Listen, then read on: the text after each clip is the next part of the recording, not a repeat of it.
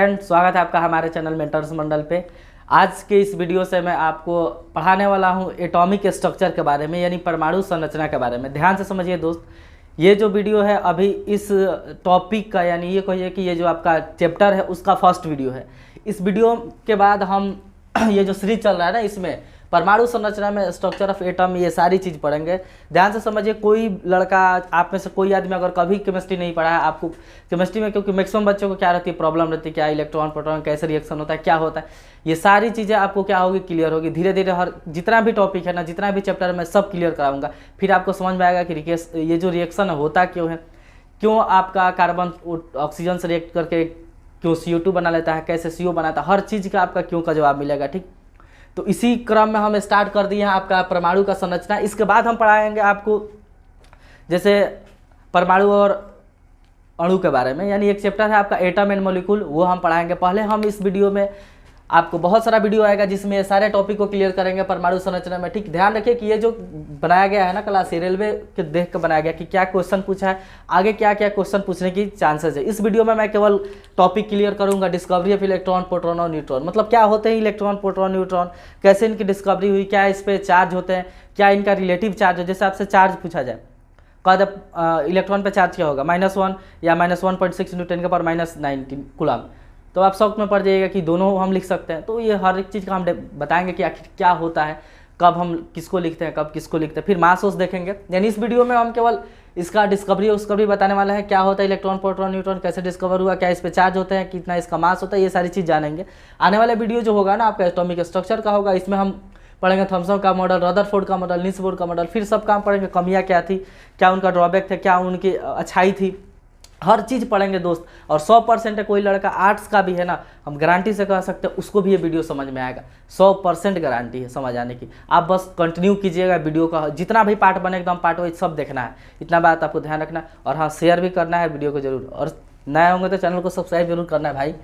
फिर हम पढ़ेंगे मास नंबर, द्रव्यमान संख्या, एटॉमिक नंबर पढ़ेंगे, फिर दोनों में क्या रिलेशन है ये पढ़ेंगे।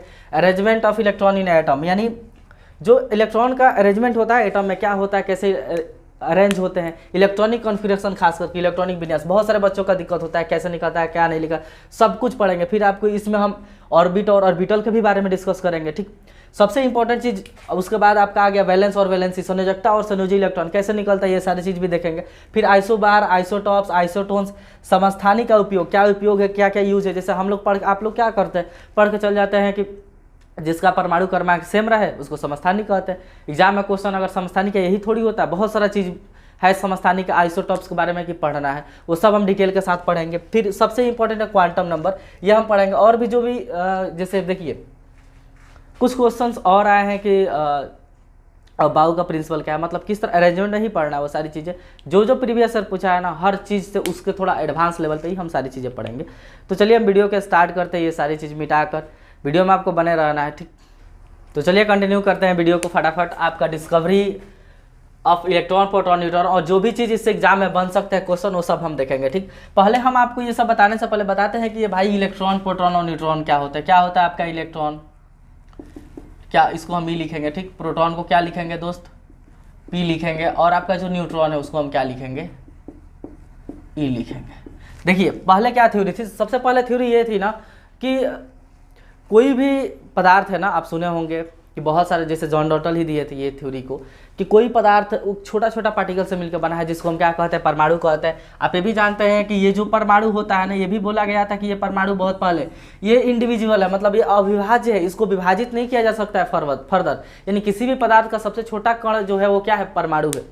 ये पहले अवधारणा थी, लेकिन ये चीज़ें क्या हुई, आगे चल के गलती हो गई। जैसे एक सिंपल एग्जांपल है, मान लीजिए इसको मैं से रब करके और कुछ टुकड़ा लेके इस यहाँ कागज़ का अगर हम इस तरह करें तो क्या होता है, खींच लेता है। अट्रैक्शन कैसे आया, तो ये चार्ज हो गया। चार्ज कैसे हो गया भाई, यानी कोई ना कोई एटम के अंदर कुछ ना कुछ चीज़, एटम तो इसका इसमें आया नहीं, अरे बाल थोड़ी डूब गया, नहीं लगे, लेकिन कोई ना कोई एक्स्ट्रा चीज़ है जो इस पर आया है, जिसकी वजह से क्या कर रहा है, इस पर फोर्स ऑफ अट्रैक्शन बढ़ा, यानी इसके बीच क्या हो गया, ये चार्ज हो गया। चार्ज होने पर क्या कर रहा है, अट्रैक्ट कर रहा है चीज़ें को।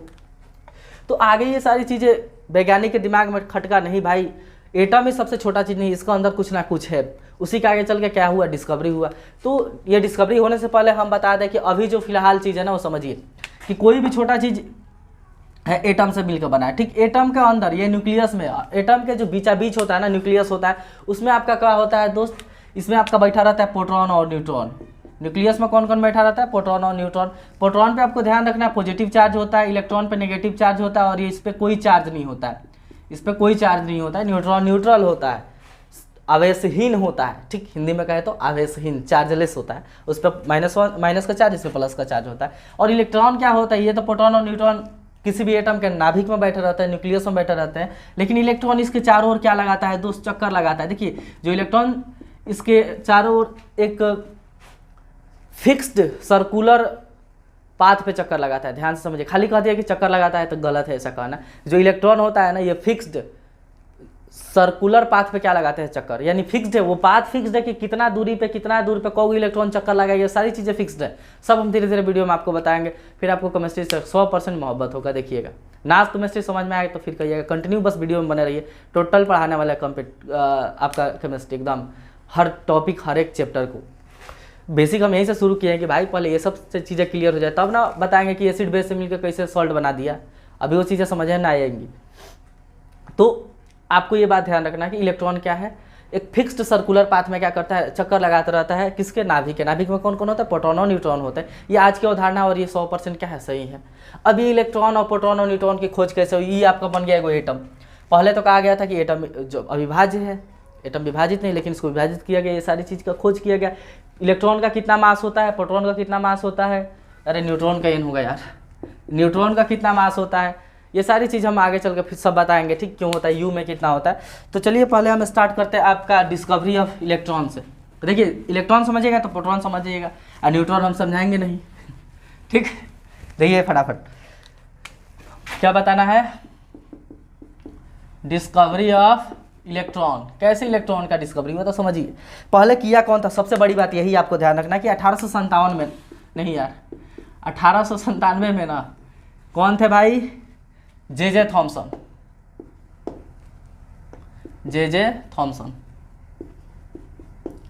जे थॉमसन इलेक्ट्रॉन का खोज कौन किया था, जे थॉमसन किए थे।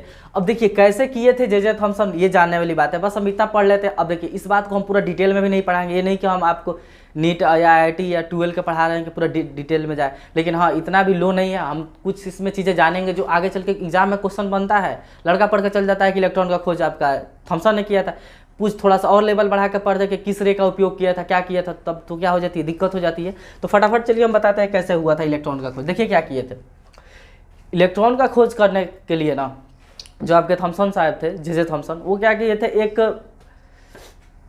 बहुत उच्च वोल्टेज पर, क्या उच्च वोल्टेज पर एक आपका डिस्चार्ज ट्यूब में जब इलेक्ट्रिसिटी का फ्लो कराया ना, दो तरफ इलेक्ट्रोड लगा के, तो उन्होंने देखा, क्या देखा, फिगर में देखिए आप, देखिए फिगर से ही सारी चीज़ें समझ में आएंगी, इस तरह नहीं समझ में आएंगी। फटाफट मान लीजिए ये देखिए क्या किए थे, एक बनाए थे आपका ये ऐसे करके, ये ट्यूब आपका ये था डिस्चार्ज ट्यूब था। क्या था दोस्त, डिस्चार्ज ट्यूब। ये डिस्चार्ज ट्यूब का मतलब क्या था कि इसमें ना प्रेशर बहुत ही कम कर दिया गया था, लगभग 0.01 mmHg। समझिए अभी प्रेशर है 768 या 760 के आसपास है आपका, लेकिन ये प्रेशर कितना हुआ था, 0.01 mg, बहुत ही कम प्रेशर कर दिया गया था इसका। इसमें से क्या लगा के शक करके प्रेशर कम कर दिया था, हवा निकाल के इसमें। और क्या किया गया था, इसको बहुत ही एक हाई वोल्टेज पे जोड़ा गया था, और ये वोल्टेज आपका था कितना, देखिए लगभग 10,000 वोल्ट पे क्या किया गया था, इसको जोड़ा गया था 10,000 वोल्ट। सोचिए 10,000 वोल्ट, हमारा जितना भी एप्लीकेशन से एसी उसी को छोड़ के सब 240 पे चलता है, ये 10,000 वोल्ट पे इसको जोड़े थे, तो समझिए क्या होने वाला है। और इसमें गैस थी, हाइड्रोजन गैस थी, बहुत ही कम, ना के बराबर गैस थी, क्योंकि डिस्चार्ज ट्यूब था, इसमें से बहुत सारे, इसका प्रेशर एकदम कम कर दिया था, एकदम लो प्रेशर पे। तो जब उन्होंने किसी डिस्चार्ज ट्यूब में एक हाई वोल्टेज की उच्च धारा प्रवाहित की, तो उन्होंने देखा, क्या देखा कि ये इलेक्ट्रोड है। देखिए ध्यान से समझिए, इधर नेगेटिव, ये वाला जो है नेगेटिव से, ये छोटा वाला नेगेटिव साइन को बताता है ना, तो ये नेगेटिव से कनेक्टेड है, तो हम इसको क्या कहेंगे, कैथोड। ये कैथोड है आपका, ये पॉजिटिव से कनेक्टेड है, तो ये आपका है एनोड। ये क्या है दोस्त, ये आपका है एनोड, एनोड है। तो इन्होंने पता है क्या देखा, ध्यान से समझिए।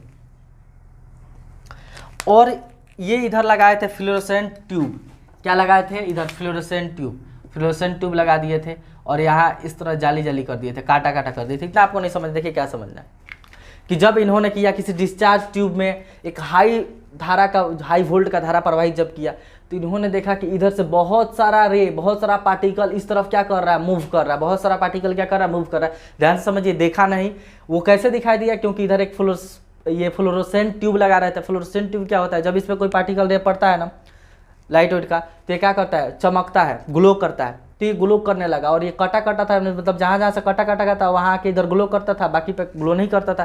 तो इन्होंने सोचा यार नेगेटिव से जब पॉजिटिव की तरफ जा रहा है तो कंफर्म है कि जो पार्टिकल जा रहा है वो क्या है, कोई ना कोई नेगेटिव ही चीज़ है, क्योंकि इधर तो पॉजिटिव टर्मिनल कनेक्ट है, इधर से निकल के इधर आ रहा है, यानी उनको लग गया कि ये कोई ना कोई नेगेटिव ही। उस समय तो डिस्कवरी हुई ना थी, इतना पता चल गया कि कोई ना कोई नेगेटिव चीज़ है, क्योंकि अब उनको सब किसी को पता था कि जो अपोजिट फोर्स ये आपके चार्ज के होते हैं वो क्या करते हैं, एक दूसरे को अट्रैक्ट करते हैं। तो इनको ये बात पता चला कि यहाँ से जो यहाँ जा रहा है ना,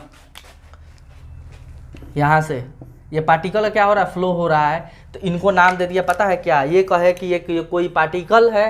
कैसा पार्टिकल है, नेगेटिव चार्ज है, और इस नेगेटिव चार्ज को कहा गया, चूंकि ये कैथोड से निकल रहा था तो कहा गया ये कैथोड रे है। कैसा रे है, अरे भाई रे के ही फॉर्म में जा रहा था ना, भले उस रे में क्या था, आपका पार्टिकल थे। कौन पार्टिकल, इलेक्ट्रॉन। वो आगे चल के इलेक्ट्रॉन पता चला ना, तो कौन रे थे, कैथोड रे। कैथोड रे क्या होते हैं, अगर आपसे पूछे कि कैथोड रे क्या होते हैं, तो ये आपको कहेंगे हम रिडावेसित यानी निगेटिव पार्टिकल होते हैं। क्या होते हैं, रिडावेसित कण, निगेटिव कण। हम हिंदी में लिख रहे हैं, निगेटिव की कोई जगह नहीं है, आपको क्या याद रखना है, ऋणावेशित कण है। कौन, आपको कैथोड रे। कैथोड रे क्यों नाम रखा इन्होंने, क्योंकि कैथोड से निकल के जो ये पार्टिकल है इधर जा रहे थे इधर। अब ये हुआ कि वो समझिए, इसमें थोड़ा सा था हाइड्रोजन गैस H2। जब H2 आपको मतलब इलेक्ट्रिसिटी फ्लो किया जाएगा तो ये क्या होगा, आयनाइज होगा। आयनाइज होगा तो इसमें तो आप हम उस समय डिस्कवर नहीं हुआ था, लेकिन अभी तो हम जानते हैं ना कि इसमें प्रोटॉन और इलेक्ट्रॉन है, दोनों क्या होंगे, अरे भाई आयनाइज होगा तो दोनों अलग हो जाएंगे। यानी ये H2 है तो 2H बन जाएगा, अलग अलग HH हो जाएगा। H2 मॉलिक्यूल का फॉर्म है ना, अलग अलग एटम बन जाएगा, यानी 2 H हो गया अलग अलग। अभी 2H लिखने का मतलब दोनों एटम अलग अलग है उसी में। तो आपको समझिए, जब ये ऐसा किए ना तो समझ रहे हैं क्या हुआ, इसमें से 2 इलेक्ट्रॉन, क्योंकि एगो पे, अरे भाई इतना बात आपको ध्यान होना चाहिए कि किसी एटम में जितना प्रोटॉन की संख्या होती है उतना इलेक्ट्रॉन की संख्या होती है, तभी वो एटम क्या रहता है, तभी वो एटम क्या रहता है, न्यूट्रल रहता है। जितना प्रोटॉन उतना ही न्यूट्रॉन रहता है, इलेक्ट्रॉन रहता है, तभी एटम क्या रहता है, न्यूट्रल रहता है। इस तरह आप जानते होंगे कि कोई एटम नॉर्मल अवस्था में क्या है, न्यूट्रल है, उस पर कोई चार्ज नहीं होता है, क्योंकि जितना प्रोटॉन प्लस चार्ज उतना ही माइनस चार्ज है। तो एगो हाइड्रोजन पे आप जानते होंगे कि एगो इलेक्ट्रॉन होता है, एगो प्रोटॉन होता है, तो 2 है तो 2 इलेक्ट्रॉन निकला।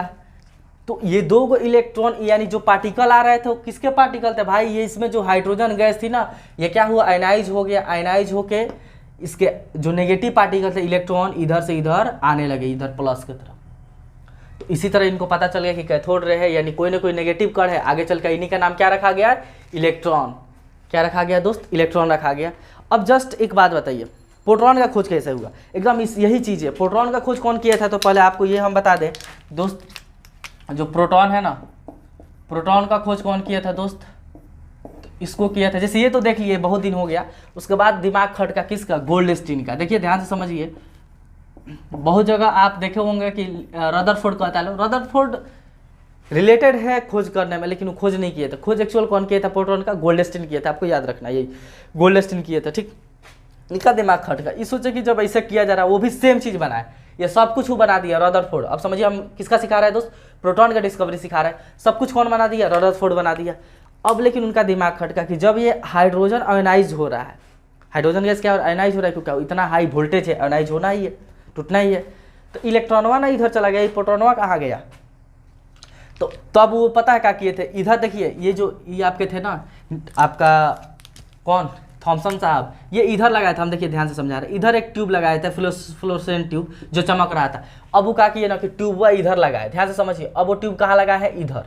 अब इधर ट्यूब लगा दिए है, बीच में क्या हो गया है, जाली मतलब छेद है इस तरह, ठीक। ये फ्लोरोसेंट ट्यूब है। तो जब इधर लगाए ना, तो ये हम ब्लैक वाला दिखा रहा है, तो देखे कि भाई जब इधर लगा रहे हैं तो इधर भी ग्लो हो रहा है, कभी कभी ग्लो हो रहा है। यानी कहने का मतलब कि कोई ना कोई पार्टिकल इधर से इधर आ रहा था, फ्लोरोसेंट ट्यूब से क्रॉस कर रहा था, इधर फ्लोरोसेंट ट्यूब है, इसको क्रॉस करके जा रहा था, ये फ्लोरोसेंट ट्यूब क्या हो रहा था, चमक रहा था, ग्लो कर रहा था। तो इनको भी लगा कि हाँ कोई ना कोई है ऐसा जो इधर से इधर मूव कर रहा है। ध्यान रखिए ये एनोड था, क्योंकि इधर पॉजिटिव टर्मिनल कनेक्टेड है, तो इधर प्लस वाला है। जब ये चीज़ प्लस से माइनस की तरफ जा रही है तो कन्फर्म है कि कोई ना कोई पॉजिटिव चीज़ ही जा रहा है। अब पॉजिटिव चीज़, उसी पॉजिटिव चीज़ का नाम क्या रख दिया गया दोस्त, पॉजिटिव चीज़ का नाम रख दिया जाएगा प्रोटॉन रख दिया। उन्होंने कहा कि प्रोटॉन है। अब पता है नाम का दिए, कहे कि जो इधर से आ रही है ना रे टाइप की, उसका नाम इन्होंने रखा क्या, एनोड रे। क्या रखा दोस्त, ध्यान से समझिएगा, एनोड रे। क्यों, अच्छा देखिए 2 इलेक्ट्रॉन है तो 2 तो प्रोटॉनों होगा ना, इस प्रोटॉन पे प्लस चार्ज होगा, तो ये प्रोटॉन इधर से इधर आ रहा था। तो इसको पता है क्या कहे, ये एनोड रे का है। क्या कहा, एनोड रे। अब एनोड रे पूछे कि इसकी डिस्कवरी कौन किया था, तो कौन किए थे दोस्त, गोल्डस्टीन किए थे। एनोड रे क्या होता है, जैसे एग्जाम में पूछेगा कि एनोड रे होता है, क्या होता है, तो ये सब पूछा होगा क्वेश्चन, हम ऐसा नहीं बोल रहे, एनसीईआरटी में भी लिखा है। ये एनोड रे क्या होता है, तो हम कहेंगे कि ये धनावेशित कण होता है, या धनावेशित विकिरण भी कह सकते हैं, क्योंकि रेडिएशन के ही फॉर्म में तो निकल के जा रहा है, तो धनावेशित कण होता है। इस एनोड रे का एक और नाम रखा गया का, तो आपको याद रखना है केनाल रे। क्या याद रखा, क्या कहा गया, केनाल रे भी कहा गया। देखिए पहले तो केनाले रे कहे थे, आगे चल के एनोड रे नाम रख दिए। तो जब कहे कि केनाल रे क्या होता है, तो आपको याद रखना है इसमें धनावेशित कण होता है। एक्चुअल में कौन होगा, तो प्रोटॉने होगा, क्योंकि धनावेशित तो प्रोटॉने होता है ना। तो इसी का जब ये देखे कि हाँ भाई इधर से कोई, उस समय ये भी हो रहा था कि इधर से कोई चीज़ इधर ग्लो हो रहा था, इधर आकर चमक रहा था, यानी जब इधर से इलेक्ट्रॉन इधर जा रहा है तो प्रोटॉन इसका इधर आ रहा है। ये क्यों हुआ, क्योंकि भाई साहब बीच में हाइड्रोजन गैस था, हाई वोल्ट पे क्या हो गया, आयोनाइज होकर पूरा टूट गया। तो इस तरह खोज हो गया आपका किसका दोस्त, प्रोटॉन का। प्रोटॉन का खोज कौन कर दिया इस तरह, आपका गोल्डस्टीन। तो समझ में आएगा कि पूछेगा कि जो ट्यूब यूज किया गया था कैसा था, तो डिस्चार्ज ट्यूब था। फिर सवाल आएगा कि कम ताप पे किया गया था आयोनाइज, नहीं हाई ताप, उच्च ताप पे। फिर आएगा कि उसका प्रेशर कितना था, जो मतलब कम प्रेशर पे आयोनाइज हो सकता है, नहीं बहुत हाई प्रेशर पे नहीं, बहुत ही कम प्रेशर चाहिए तभी क्या होगा, ये आयोनाइज होगा। क्योंकि देखिए ये जो आपके थॉमसन था, ये थे ना जे थॉमसन, वो यही सोचे थे कि जो आप लाइटिंग देखें ना बिजली चमकता है, वैसा ही कंडीशन बनाए थे। यहाँ देखते हैं बिजली चमकता है तो हाई वोल्ट रहता है, ऊपर से आता है तो ऊपर क्या है, हवाएं कम है तो प्रेशर कम, वही चीज़ यहाँ करके ये सोचे थे ऐसा कुछ करने का। तो इस तरह आपका खोज हुआ किसका, इलेक्ट्रॉन और प्रोटॉन का। न्यूट्रॉन का कुछ ज़्यादा डेप्थ जाएंगे नहीं, हम थोड़ा बड़ा बताते रहे। देखिए आपको क्या ध्यान रखना है, न्यूट्रॉन के खोज में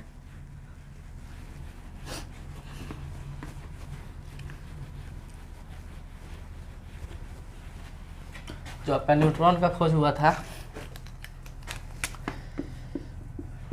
न्यूट्रॉन का खोज किया कौन था, तो ये आपको याद रखना है चैडविक।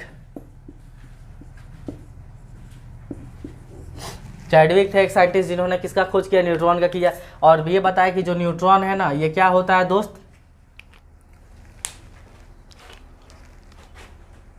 ये इस पे कोई चार्ज नहीं होता है, न्यूट्रॉन पे कोई चार्ज नहीं होता है, यानी इस पे कोई चार्ज नहीं होता है, ये चार्जलेस होता है, चार्जलेस।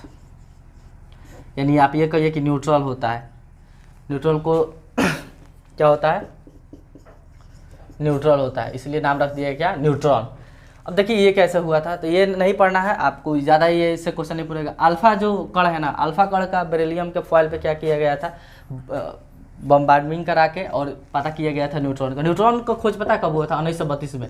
टाइम कैसा लग गया, देखिए ये सब हो गया था आपको 1900 होते होते हो गया, ये खोज होने में 30-40 साल लग गया। रीजन ये था ना, अच्छा इसका ये बात आपको पता होना चाहिए कि ये खोज हुआ क्यों।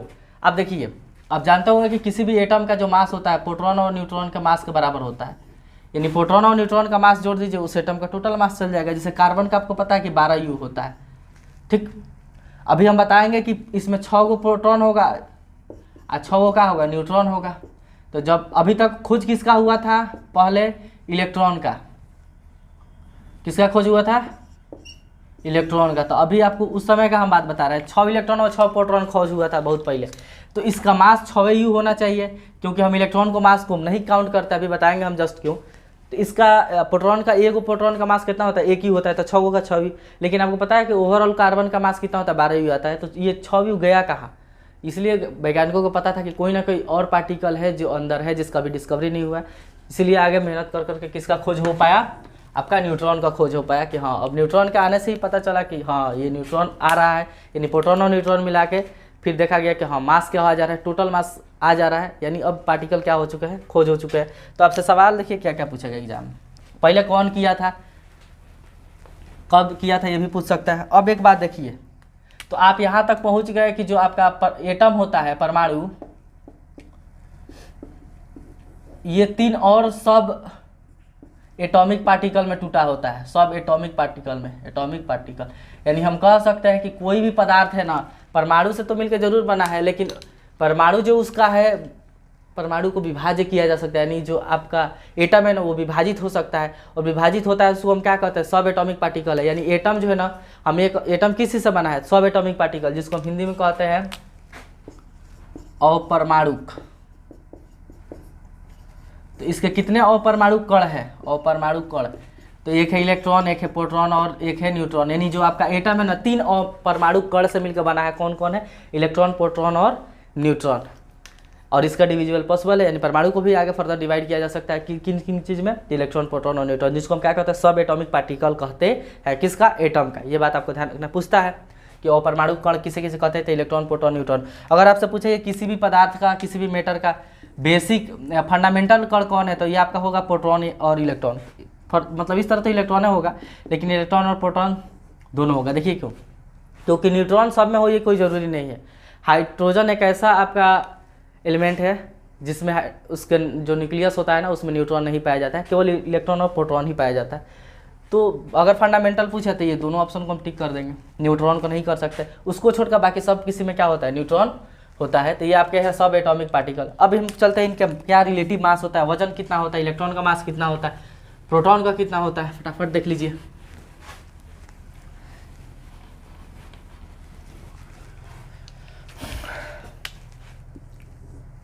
देखिए आपको कुछ टेबल ध्यान पर रखना।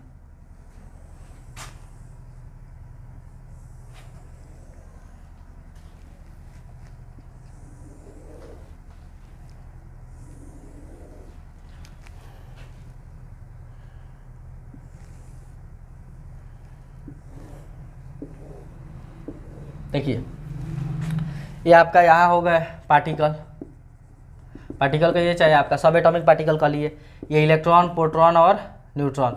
ध्यान रहे, इसका अगर पूछेगा कि इस पर चार्ज कितना होता है, मतलब एक्चुअल चार्ज, चार्ज कितना होता है, तो आपको पता है कि इस पर कितना चार्ज होता है, -1.6 × 10⁻⁻19 कूलम। किस पे, इलेक्ट्रॉन पे चार्ज, याद होना चाहिए। प्रोटॉन पे कितना होता है, तो सेम होता है, खाली प्लस में, सेम होता है किस में, प्लस में। न्यूट्रॉन पे तो इस पर कोई चार्ज नहीं होता है। फिर आपको पूछेगा रिलेटिव चार्ज, ध्यान से समझिएगा, रिलेटिव चार्ज क्या होता है।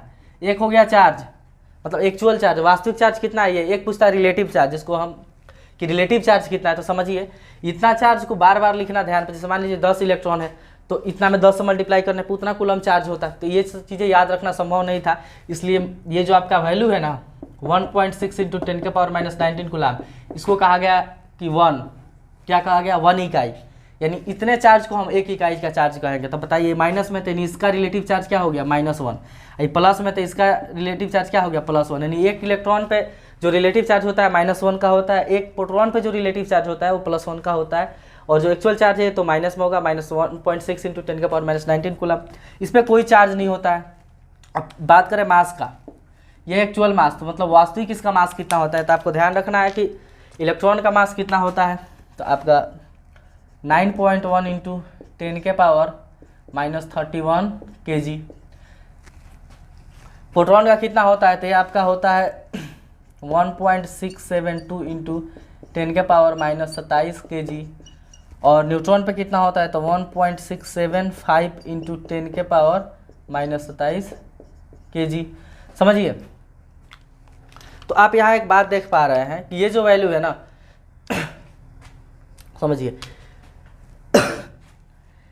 ध्यान रहे कि जब केजी रहता है तब यहाँ क्या रहेगा, -27 रहेगा। जब ग्राम में बदलेंगे ना, तो ग्राम में बदलने के लिए क्या कर देते हैं, 1000 से मल्टीप्लाई कीजिए, 10⁻3 आके जुटेगा तो 24 हो जाएगा। तो जब ग्राम रहेगा तो 10⁻ क्या हो जाएगा, -24। जब केजी रहेगा तब क्या रहेगा, 10⁻-27। यहाँ भी ग्राम रहेगा तो -28 हो जाएगा। ये बात आपको ध्यान रखना है।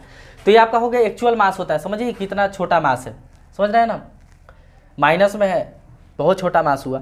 अब इसका पूछता है रिलेटिव मास कितना है, जिसको यूनिफाइड कि रिलेटिव मास क्या लेंगे, रिलेटिव मास तो आपको ध्यान समझना है कि पहले प्रोटॉन को बताते हैं। प्रोटॉन का जो रिलेटिव मास है ना उसको हम क्या कहते हैं, एक यू कहते हैं। एक प्रोटॉन का रिलेटिव मास को क्या कहते हैं, एक यू। आगे जब हम पढ़ाएंगे ना एटम और मॉलिक्यूल, वहाँ भी हम बताएंगे कि क्यों एक यू आया। अब यहाँ भी बता दे रहा है, देखिए 1.67 इंटू 10⁻⁻27 kg को ना एक यू कहा गया। क्या कहा गया, एक यू। अब यहाँ 27 की जगह और 24 कर दीजिएगा तो ग्राम हो जाएगा। यानी क्योंकि आपको पता है कि प्रोटॉन और न्यूट्रॉन से, समझिए प्रोटॉन और न्यूट्रॉन से किस क्या डिसाइड होता है, एटम का मास डिसाइड होता है। क्योंकि ये देख रहे हैं इससे ये बहुत छोटा है, ये वैल्यू इससे क्या है, बहुत छोटा है, लगभग इससे 2000 गुना ये क्या है, छोटा है। तो इलेक्ट्रॉन बहुत ही, उसका मास इतना कम होता है ना कि हम उसके मास को ऐड नहीं करते हैं, बहुत कम होता है, मतलब प्रोटॉन से लगभग 2000 गुना कम। ये यूँ कहिए कि जो प्रोटॉन का मास होता है ना, इलेक्ट्रॉन के मास का 2000 गुना भारी होता है। तो इलेक्ट्रॉन का मास बहुत कम हो गया, इसलिए हम इलेक्ट्रॉन के मास को ऐड ही नहीं करते हैं, इसमें ऐड ही नहीं करते हैं। ये अगर देखिएगा ना 0.00008 यू के आसपास आएगा, इसलिए हम इसको क्या करते हैं, नगण्य मानते हैं कि जो रिलेटिव मास है इसका क्या मान लिया जाता है, 0 मान लिया जाता है। एक्चुअल में 0 होता नहीं है, थोड़ा सा होता है, उसको काउंट नहीं करते हैं। इसका अब इतने केजी को एक यू कहा गया कि कहा गया हम इसको मान लेते हैं, इसी को इतना मास को हम क्या मान लेंगे, एक यू कहेंगे, यूनिफाइड मास। तो ये और ये देखिए ये दोनों लगभग बराबर है, यहाँ 1.67 है, यहाँ भी 1.67 है, यहाँ बस 2 है, यहाँ 5 है, इसी का अंतर है। ये जो आपका न्यूट्रॉन होता है ना, न्यूट्रॉन ये प्रोटॉन से क्या होता है, थोड़ा सा भारी होता है, और इलेक्ट्रॉन तो सबसे कम होता है। इलेक्ट्रॉन को बातें छोड़िए, यानी इस न्यूट्रॉन और प्रोटॉन में भी भारी कौन है, न्यूट्रॉन है। तो इसके भी मास को हम 1 यू ही मानते हैं, क्योंकि लगभग देख रहे हैं ना उसी के यू, क्योंकि हम इसके मास को 1 यू माने, रिलेटिव मास 1 यू होता है, इतना केजी को 1 यू मान लिया गया। तो जितना प्रोटॉन होगा जिसमें उतना यू मास हो जाएगा। तो ये डेसिमल में याद रखने की जरूरत नहीं कि आप यू में रखिए, बस इतना पता होना चाहिए कि एक यू का मास इतना के इक्वल होता है। तो ये है उसके रिलेटिव मास, और ये आपका मास, ये है रिलेटिव चार्ज, ये है चार्ज। ये सारी चीज़ें आपको पता होना चाहिए। ये एक बात आपको और ध्यान रखना चाहिए कि जो आपका इलेक्ट्रॉन होता है ना, इलेक्ट्रॉन, ये प्रोटॉन का आपका 1837 गुना होता है। यानी एक प्रोटॉन का जो मास है ना, इतना 1837 इलेक्ट्रॉन के बराबर है, समझ रहे हैं ना। एक प्रोटॉन का जो मास है 1837 इलेक्ट्रॉन के बराबर है, इसी को लगभग 2000 कहा गया है, क्योंकि एनसीईआरटी में 2000 लिखा है। तो आपको ध्यान रखना है कि जो ऐसे कितना टाइप का चीज़ आएगा, पूछेगा उल्टा सीधा करके कि जो इलेक्ट्रॉन का मास होता है ना, प्रोटॉन का मास का 2000 भाग होता है। अच्छा, जो प्रोटॉन का मास होता है इलेक्ट्रॉन का मास का 2000 गुना होता है। न्यूट्रॉन का भी मास इलेक्ट्रॉन के मास का 2000 गुना होता है, क्योंकि आप देख पा रहे हैं। इसीलिए इसका रिलेटिव मास हम क्या ले लेते हैं, 0, क्योंकि ये बहुत ही छोटा नंबर है। तो ये सारी चीज़ें इलेक्ट्रॉन, प्रोटॉन, न्यूट्रॉन के बारे में आपको ध्यान रखना है। नेक्स्ट वीडियो में हम नेक्स्ट टॉपिक के साथ मिलेंगे। ठीक, वीडियो आपको अच्छा लगे तो लाइक और शेयर कीजिए, नया तो चैनल को सब्सक्राइब जरूर कीजिएगा।